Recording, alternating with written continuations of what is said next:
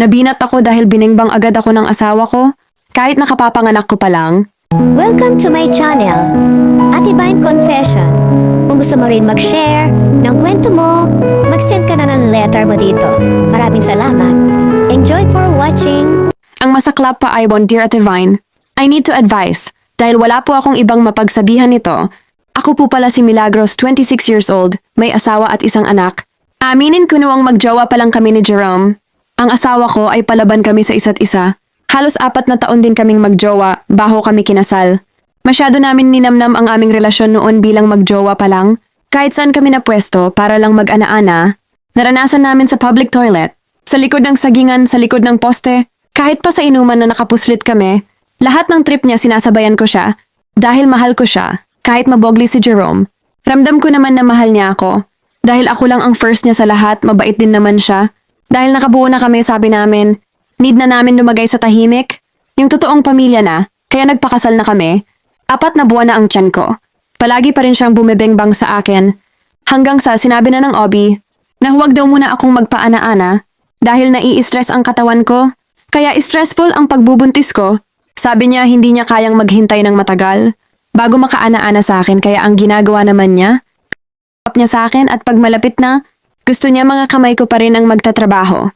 Kaya lagi akong nagagalit, gusto ko man siyang pagbigyan. Pero malaki akong magbuntis, kaya sobra talaga ang stressful ko kay Jerome. Dahil nga nawawalan siya ng gana pag walang ganap. Pag hindi siya nakakapagpalabas, ay ginagawa ko na lang kahit hirap ako. Kahit stressful ako kasi ayaw niyang gumising ng maaga sa umaga. May time pa na ayaw pumasok sa work kasi hindi daw nakalabas ang init ng katawan niya.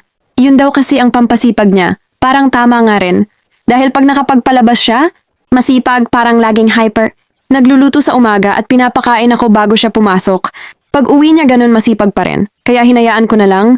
Nang ako ay makapanganak, meron akong tahi. Kaya matagal ang paggaling nito. Hirap akong kumilos. Kaya palagi akong nakahiga. 1 buwan pa lang ang nakakalipas, masarap ang aking tulog. Bigla na lang akong nakaramdam ng sakit mula sa kuweba ko. Dahil habang ako ay nakatalikod sa asawa ko, ginawa niyang pasukin ng biglaan ang kuweba ko at kahit pa sobrang iyak ko dahil sa sobrang hindi niya tinigilan hanggat hindi siya tapos.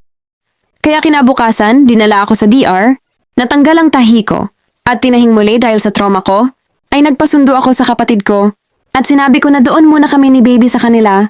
Hindi ko lang masabi sa ate ko ang totoong dahilan. Ayoko nang lumala ang sitwasyon. Ngayon, palaging nag-chat ang asawa ko.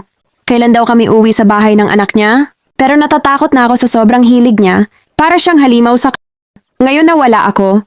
Kaya naman pala niya na walang kuweba. Makikisama pa ba ako sa asawa ko? Or wag na lang kaya?